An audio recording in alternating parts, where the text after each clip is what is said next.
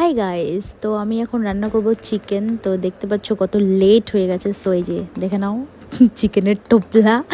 So চলো এটাকে ফটাফট করে আমি ফ্রেশ করে নিই, ধুয়ে নিই, তারপর দেখাচ্ছি তোমাদেরকে এই রেসিপিটা কীভাবে বানাবো আমি। মানে সবাই তো বানায়, বাট আমি কিভাবে বানাই।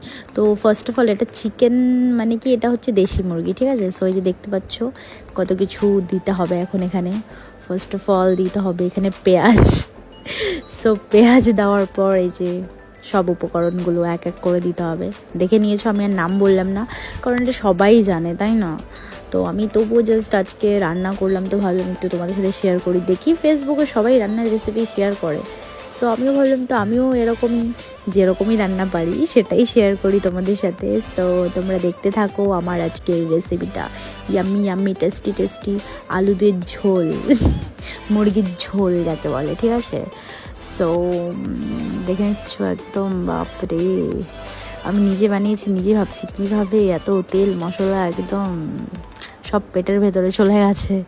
সো গাইস আমার অবস্থা একদম খারাপ, পুরো ঘেমে গেছে এই গরমে।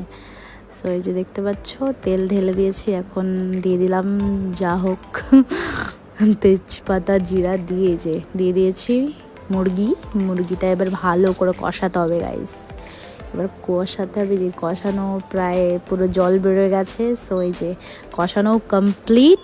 আমি তোমাদের সাথে ফটাফট রেসিপিটা শেয়ার করেছি, ঠিক আছে, একদম মানে বেশি টাইম নিইনি, কারণ কি এত লম্বা হয়ে যাবে না হলে ভিডিওটা। সো তোমরা দেখো কষানো কমপ্লিট। এই যে আলু দিয়ে দিয়েছি, এটা আমি এখন প্রেশারে দিয়ে দেবো, ঠিক আছে। সো এটা প্রেশারে দিয়ে, কারণ সিটি মারতে হবে, না হলে আবার এটা তো মুরগির মাংস, এটা তো না হলে আবার একটু শক্ত থেকে যাবে। সো আমার কাছে টাইমও নেই, অনেক রাত হয়ে গেছে, তো এই জন্যই প্রেশার কুকারে দিয়ে দিলাম। গরম মশলা দিয়ে দিয়েছি, এবার জাস্ট 3টা সিটি মেরে আমি নামিয়ে দেবো এটা। তো এই যে দেখো আমার চিকেন একদম কমপ্লিট, লাল লাল ঝোল ঝোল, একদম তেল তেল টাইপের। তো পিকচারটাও তোমাদের সাথে দেখাচ্ছি পিকচারটা ক্লিক করে।